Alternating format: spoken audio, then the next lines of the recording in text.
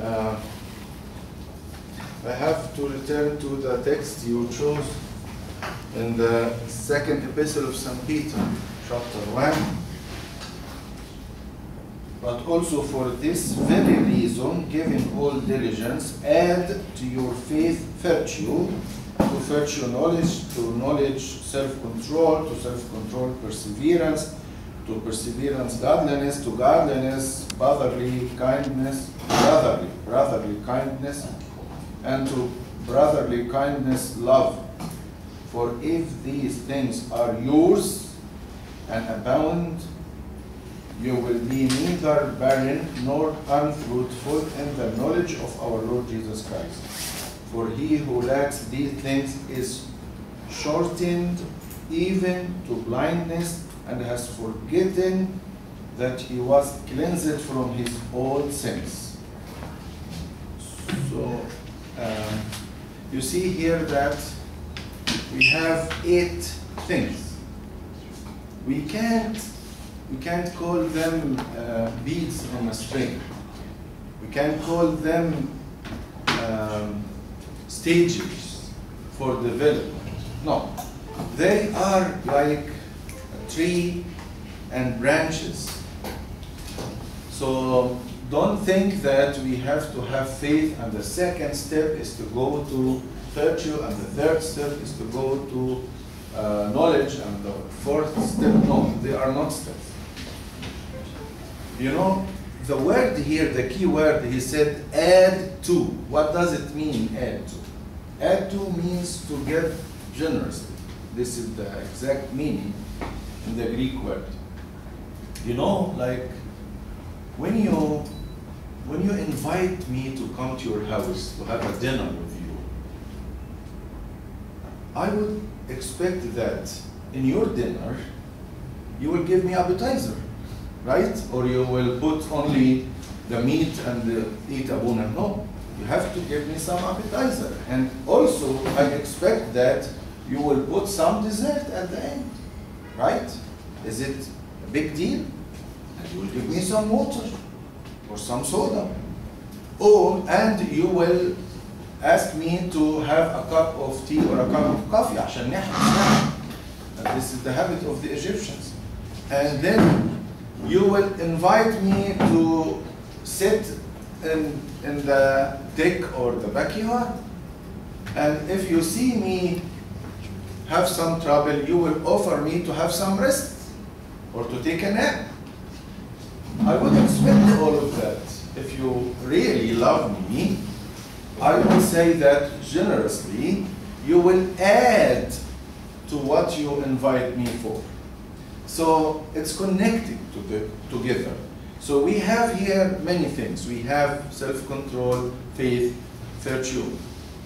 I believe that the consequences is very important because first, the foundation, we have here eight words. 8 words.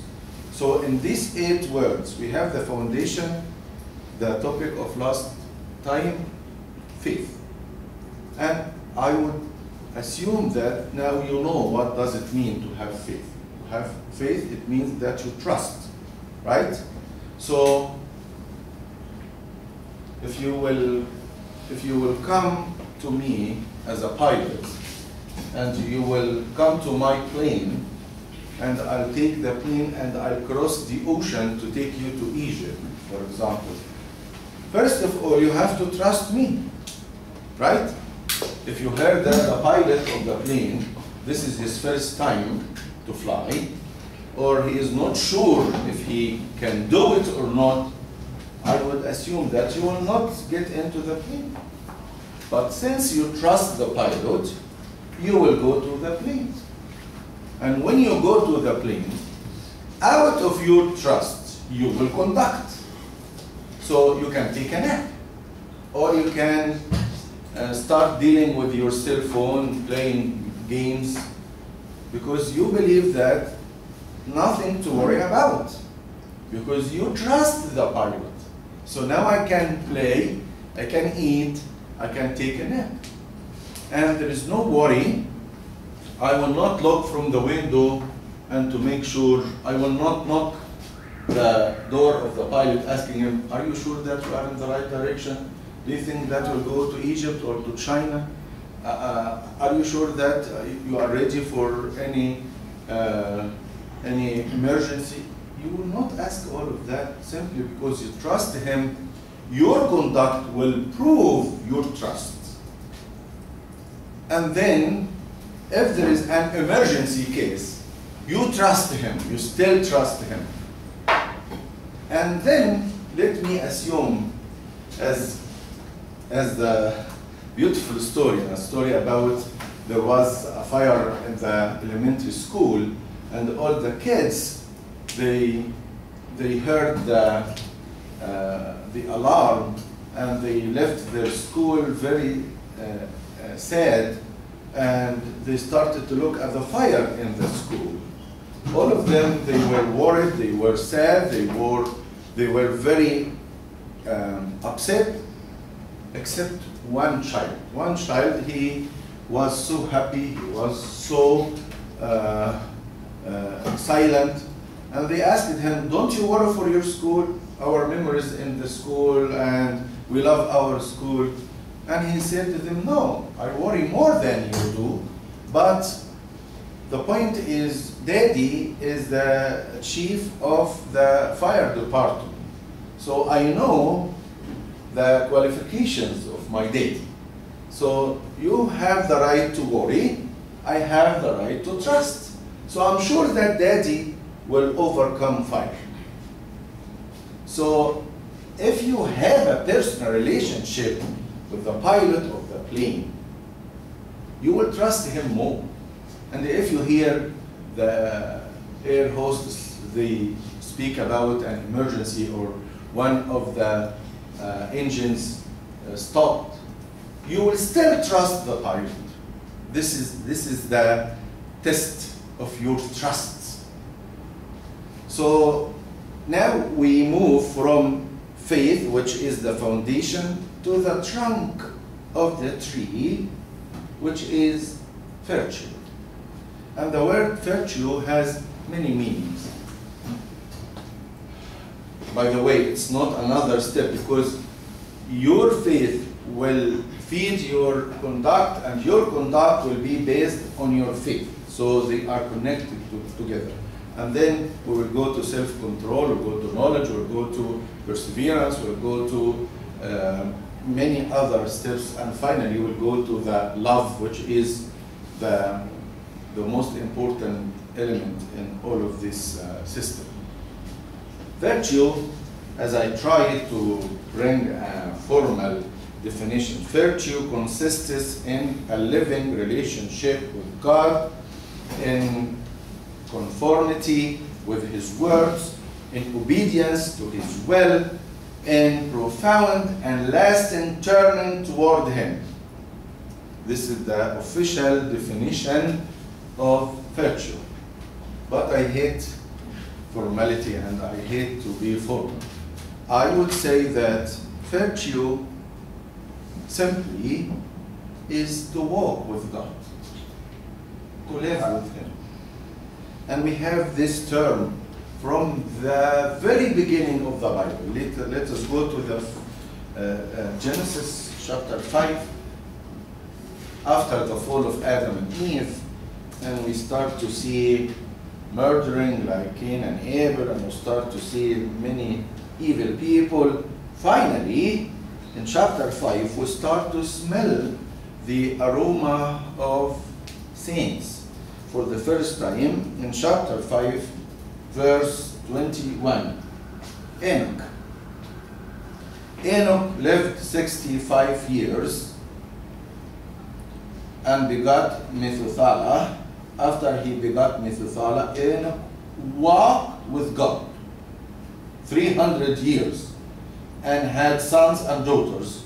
So all the days of Enoch were 365 years, and Enoch walked with God, and he was not, for God took him. I do not understand what does it mean. God took him simply because he walked with God. So This is virtue. Another one, Noah, in chapter 6, Genesis 6, verse 9. This is the genealogy of Noah. Noah was a just man, perfect in his generation. Perfect in his generation. Perfect. And Noah begot 3 sons. And again, in chapter 7, verse 1, then the Lord said to Noah, come into the ark, you and all your household, because I have seen that you are righteous before me in this generation. I have seen that you are perfect in your generation. And in the original translation, you are the only righteous in this generation. So to make a definition for virtue, we can go, what is the definition of sin? Can you give me a definition of sin? What is sin? Separation from God. Separation. Okay. Do you have another? Missing the target. Missing the target. Maybe this is to be separated from God. This is the result of sin. But originally, sin is to miss target. So if you go to the target, this is virtue. If you miss the target, it is a sin. So if we are humble, you take the target. If you have pride, you miss the target. If you have purity, you are in the right target. If you live in impurity or wickedness, this you miss the target. And now you will suffer, and you will be separated from God, and you will lose the meaning of your humanity. All of this will come later on. So virtue is to walk with God. Virtue is to love walking with God. It's not enough to have faith. It's not enough to claim that you have faith. Naturally, your faith has to produce good conduct. And the word virtue in the Greek and in the philosophy of the Greeks, it means that we pursue perfection. And no one can blame us. So it cares for the conduct, the outside conduct. But it is not the meaning in Christianity. In Christianity, you have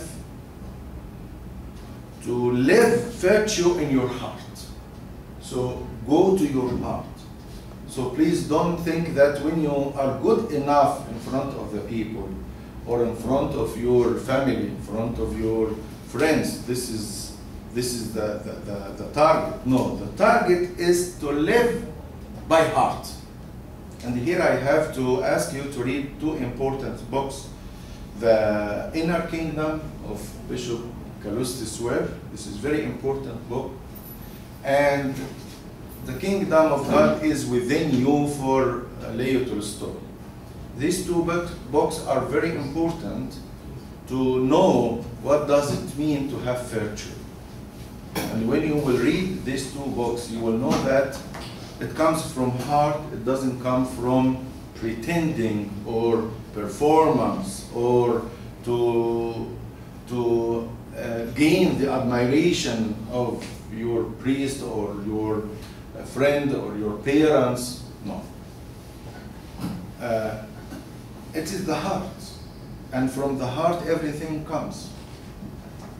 And I would say that we have the example, the parable, when Jesus said that 2 persons, they went to pray, and one of them was a Pharisee. He thinks that he is good, and he has good conduct, and he lives virtues. And he started to mention his godliness and his virtues, and he said that I fast, I give tithe, I am good enough. I am not like this man. And he started to point his finger to the poor guy, the tax collector. The tax collector or the publican, he didn't want to raise his eyes to the heaven, but he beat his chest and he said, God forgive me, I am a sinner. So although he admitted that he was a sinner, Jesus, he commented and said, and this guy, he went home justified, not the other, or rather than the other. So my question to you, if you love to have virtue, do you love to obtain the justification of God or the admiration of people? St. Paul, in one of his epistles, he said that you were brought by a price. Do not be slaves of men. I love this. Do not be slaves of men. When you try to gain the admiration of the people, you are a slave for them. And I can't neglect that you are a slave for yourself, because you love them to love you, that they will praise you. So at the end, you put a statue of yourself and you ask people to worship you instead of worshiping God. So this is the virtue instead of, what's the opposite of virtue? Vices, maybe you can say that. Vices, which is to have bad conduct. But our Lord Jesus Christ, he spoke about the heart. Matthew 15:18. In Matthew 15:18,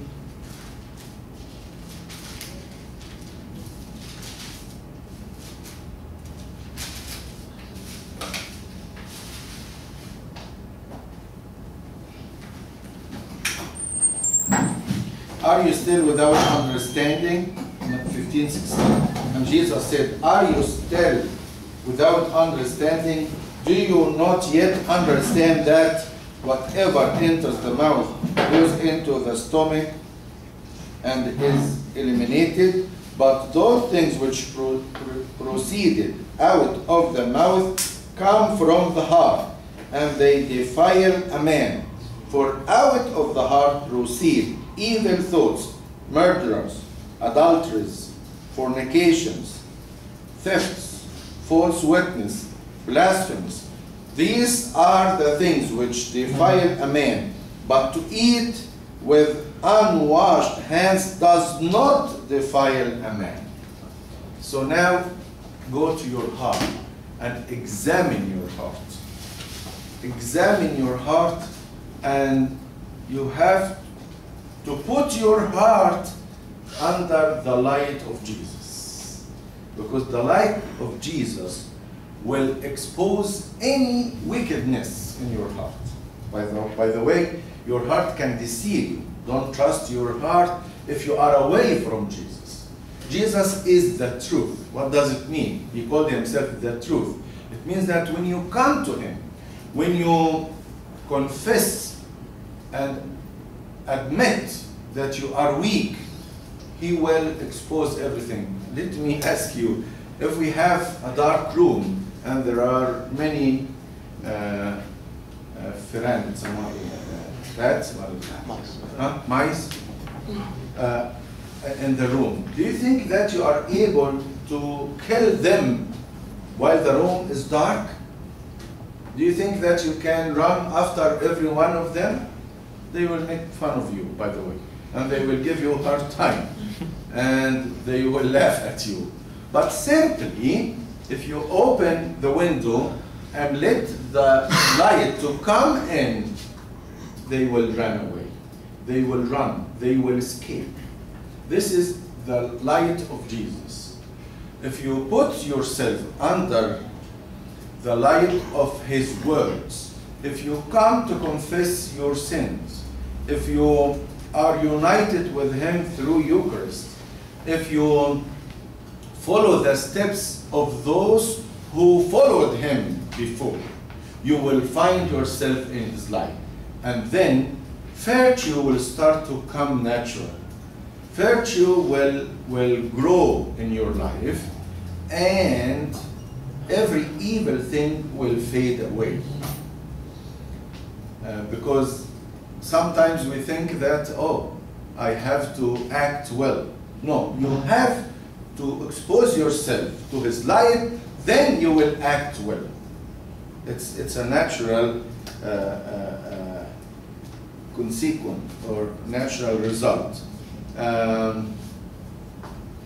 It's amazing about David in 1 King chapter 15, what we read about David. David, his heart, you know what they say about David in the Holy Scriptures? His heart was after the Lord. His heart is as the Lord's. 15 بقى خش 15 كده. 15 verse 3. Verse 3. And he walked, we speak about a king, and he walked in all the sins of his father, which he had done before him.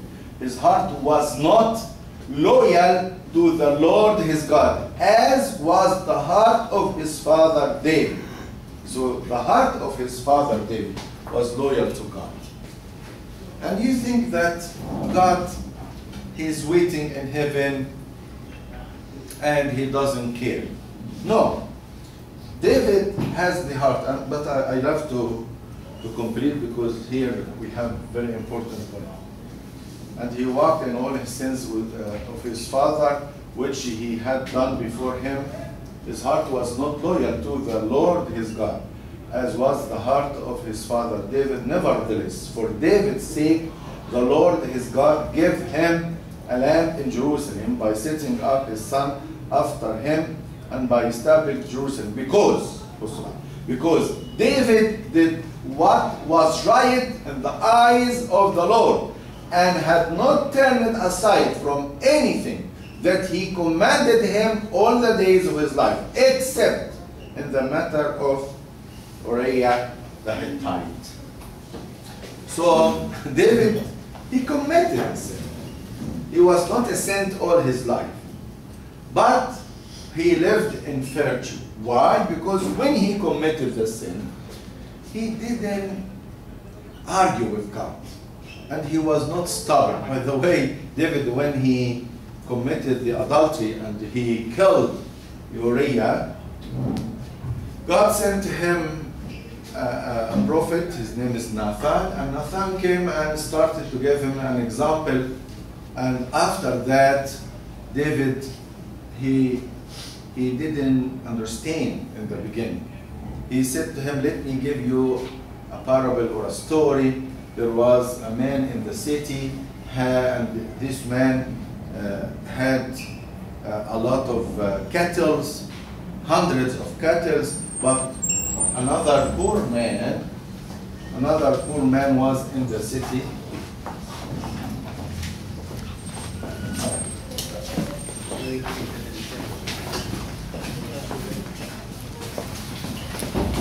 We are speaking about virtues.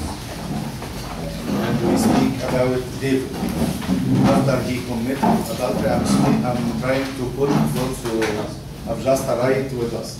So we speak about David, how he committed adultery and he forgot about it, but God sent him a prophet. His name is Nathan, and Nathan started to give a story to David to wake him up. He spoke about a rich man in the city had many cattle, and some other guy was very poor. He had only one goat or one sheep. And the rich man, he took the only sheep of the poor man. So Nathan asked David, what do you think? And David, he thought that it happened really in his kingdom. So he said, no, I have to arrest this man and I have to kill him, because this man is a wicked and evil, and how he can take the only sheep of that poor man. Nathan said to him 3 words. You are the man. You are the man. And David, he woke up and he said to him, I have sinned against God. And Nathan replied and said, and God has moved the sin away from you. Can you imagine? It's very fast. It's very fast. He woke him up. He confessed. God forgave him. Easy like this? Yes, easy like this if you will follow these steps. Someone God will send to you to wake you up. Do you have the sensitivity to realize and to believe and to understand that you have committed this sin? Do you think that you will wake up? This is step number 2. Step number 3. Do you confess? If you confess, God will forgive you. That easy. But if you do not confess, if you argue, in Arabic we have a very famous word here, نقاوح, or to keep arguing, like what you do with your parents sometimes, when you love to speak and to answer back and to prove that your point is good and their point is wrong. This is arguing. But with God, if you say, you're right, God, I'm a sinner. By the way, He loves to deal with those who have broken heart. And He hates those who think that they are right. So now, to have virtue, it means that you have to walk with God and you consider your heart. You know, David, what he said concerning the heart? Do you remember a verse concerning the heart? I have hidden your commandments in my heart. Or I have hidden your words. خبأت كلامك في قلبي. I have hidden your words in my heart that I may not sin against you. So it is your heart. Please try to spend quiet time with God every day and think about your relationship with God. I was reading the biography of Gandhi yesterday, and it's amazing that Gandhi used to wake up at 2 a.m. every day. Can you imagine? 2 a.m. to read the Sermon on the Mountain. Every day. Every day. And on Mondays, this is the day of silence. No speaking at all. And by the way, his friends, presidents, kings, king of England, they tried to break this system. They couldn't. This is my system. I have to wake up at 2 a.m. and I have to sleep by 8 p.m. And Mondays is for silence. I would not speak with anybody on Mondays.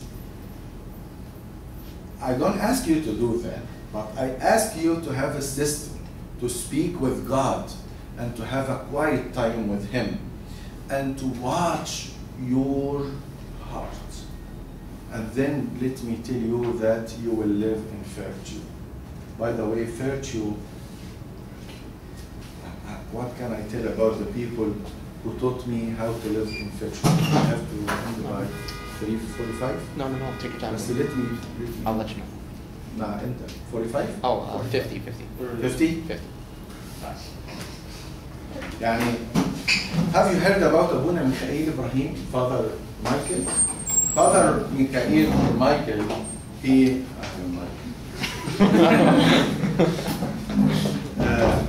Father Mikhail, he was a very simple priest, by the way. He is the father of confession of option with them. And I saw him. We do not have sermons for Father Michael except 3 sermons. But when you hear them, you hear to a very simple guy. Father Michael, let me tell you 2 or 3 situations in his life. Once he used to take the transportations, and the train conductor came to him and said to him, how many tickets do you want? And he said 2 tickets. So the conductor said to him, but I see you alone. Why do you buy 2 tickets if you are 1? He said to him, because yesterday I took the train and you didn't come. So now I have to pay twice for the trip of yesterday. So see how he was so specific, accurate, and he didn't take the price of 1 ticket from the company of railway station. Another situation, he sent his suit to the iron man. In Egypt we have iron, no laundry, yani. But in Egypt just to iron the suit. And what happened that a thief came and he stole all the all the suits from the store. So the guy came to Abuna Michael. Abuna Michael was a layman before his ordination, and he said to him, Mr. Michael, I'm sorry to say that your suit was stolen. So I'm here to ask you, how much do you want me to give you? And Abuna Michael asked him, first, before we speak about this, let me ask you a very important question. Did the thief steal it before you iron it or after? So he said to him, why do you ask this? He said, and he replied, I want to know. He said to him, he stole it after I did it. So Abuna Michael, he gave him 5 piasters, like time, and he said to him, this is the price of ironing the suit. But for the price of the suit itself, I can't, because you didn't steal it, so I will not take money from you. But you have to take the price of ironing the suit. It's a very simple story, but it gives you for how much this man, he lived in virtues. You know, virtue is not to pray or to fast or to go to the church or to be a Sunday school servant. Virtue is to feel the presence of God in every minute in your life. Virtue is to live honesty, not only in exams, but if you are alone in your basement, if you are away from your parents, if you think that no one will charge you for whatever you do. Virtue is to respect the presence of God more than to respect your image in front of people. I still remember a lady from my old church in Cairo. She was very poor, so I used to give her 10 pounds every week. And this lady, she did not have any source of money. But every time I gave her the 10 pounds, she said to me, Father, would you please take 1 pound out of the 10 pounds? I need only 9. Why? Because I have to pay the tithe. So now you can take the tithe and give me the 9 pounds. So she insisted to pay the tithe, although I would say she's exempted. She's a poor. A man came to me once and said to me, I heard that you build a new church for mission in the poor areas, so I would love to give money. And I looked at him, he was so poor, he didn't have money. But he said to me, I have collected some money for my funeral. So now I have a lot of money for my funeral. I will give you the money. If I die, you have to take care of my funeral. But if I don't die, I will promise that I will try to collect them again. So from tomorrow, I will start to save some money to collect them again. But it's up to God's decision. And he gave me about 5,000 pounds to put them in the new church. These simple people, who taught them to have virtues like this? How can we act in a different way while these simple people, they know how to live in virtues? I think that you have seen Pope Francis, how he changed America when he came to the last visit. How he respected everyone. The Muslim lady, she was next to him and she refused to shake his hand, but he bowed down to her. He respected her tradition and he didn't force her to shake his hand. And another lady, the secretary of the President of Israel, she said to him, Holy Father, I can't look at you because you wear the cross. And according to our tradition, I can't look to a man carrying a cross. And he bowed down to her and said to her, and I bow down to you, I respect you. And he didn't speak a word. This is virtue, to humble yourself, to feel that you meet with God in every person, even with those who hate you, those who do not agree with you, those who do not love you. You still love everyone and you search for God in every person. This is the virtue. Let me confess in front of you, I was in Egypt and I went to Upper Egypt. In Upper Egypt, people, they are very poor. And we used to visit the orphans. So we had a plan to visit only the houses of the widows, to speak with the orphan children and to support them. And they assigned a servant to go with me to the visits. I took some money and I started to give in every house. By the last house, I ran out of money, and all of a sudden, the servant, by the way, one of the village, so he was poor like them. He came to me and said to me, Father, I need to speak with you, please. And I said to him, it's very late now. And he said to me, this is very important. I thought that he would ask to have money from me, but I ran out of money, so I didn't want to speak with him because I know that he will ask for money and I don't have. I asked him to postpone it to the next morning, but he said to me, I will not take more than 2 minutes. So I took him aside and he started to say, Abuna, I appreciate your effort.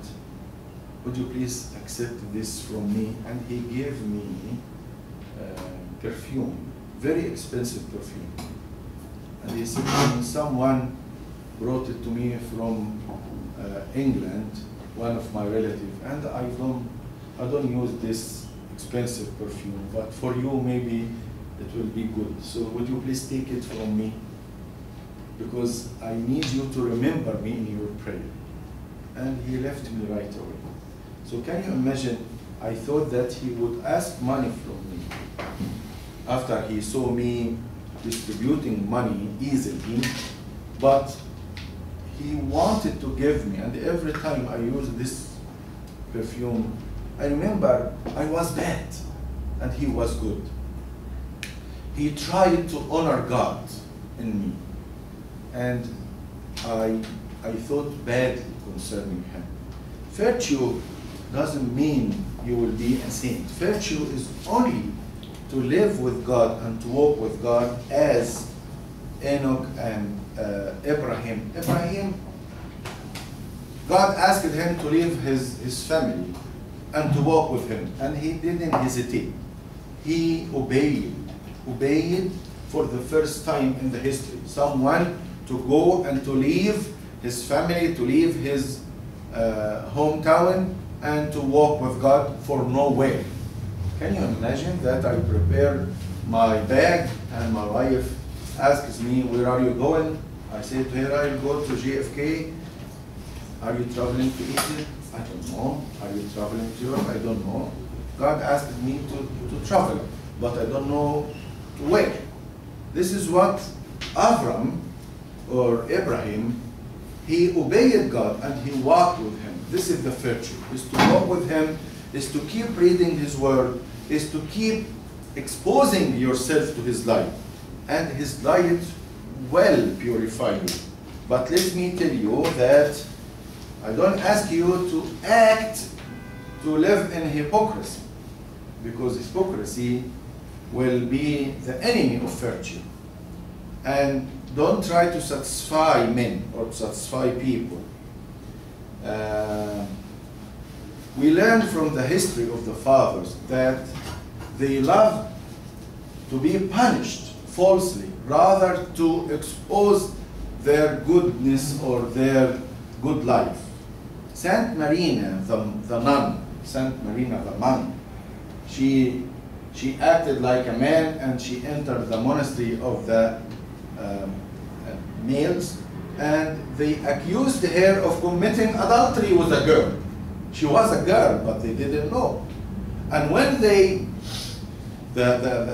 father of the girl came carrying the baby and said to her, this is your son, you have to take care of him, and he threw the baby to her, she took the baby and she started to take care of him. And when the abbot of the monastery came to her and said to her, why did you do that? Why you defiled the girl? She didn't answer that. She said, pray for me, Father, because I am a sinner. So can you imagine? She didn't argue, or she considered that is chastisement from God. We do the opposite. We don't like anybody to touch our image. We try to prove that we are good enough. No. David was cursed by someone. His name was Shammai, son of Gera.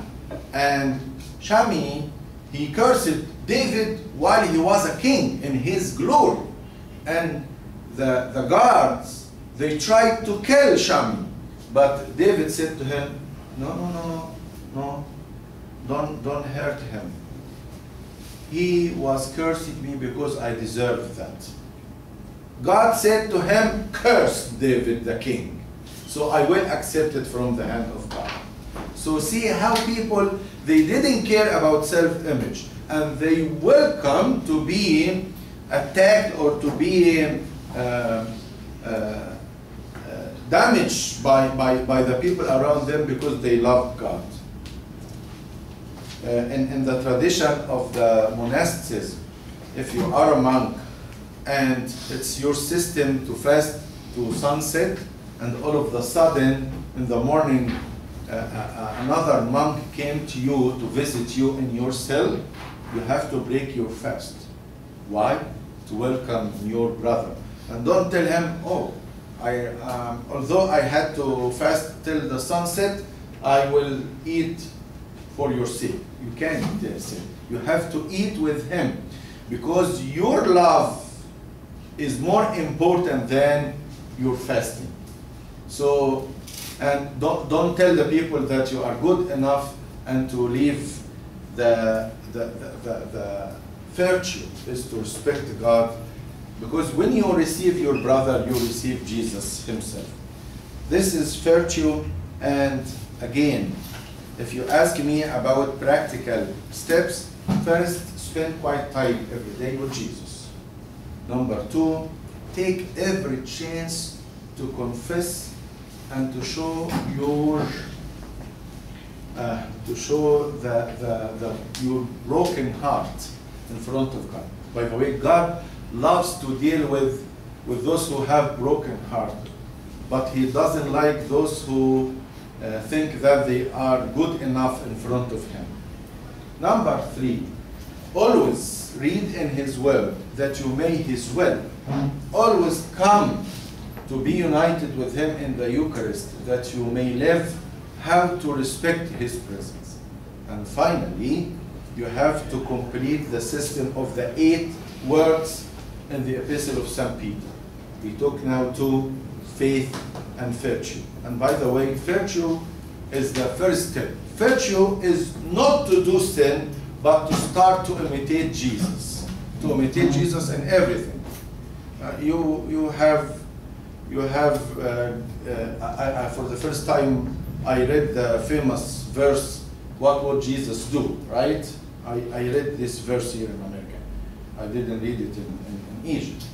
So I would ask myself, what would Jesus do if Jesus had a Facebook account, or if he is texting, or if he has 24 hours cable? Would he watch the same movie you watch? Do you think that? Do you think that he will curse in texting?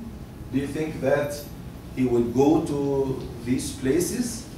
Do you think that he would use these words? Do you think that he will waste time in playing video games while in watching these movies? Or he will pursue another way? This is the virtue. The virtue is to imitate Jesus, not to bother yourself in building up your image in front of people. Glory be to God.